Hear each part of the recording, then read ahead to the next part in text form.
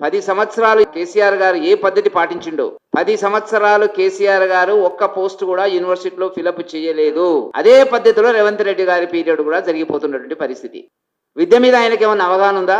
అవగాహన లేనటువంటి విద్యాశాఖ మంత్రి, ఇంతవరకు మంత్రి లేడు, సిగ్గుపడాలా.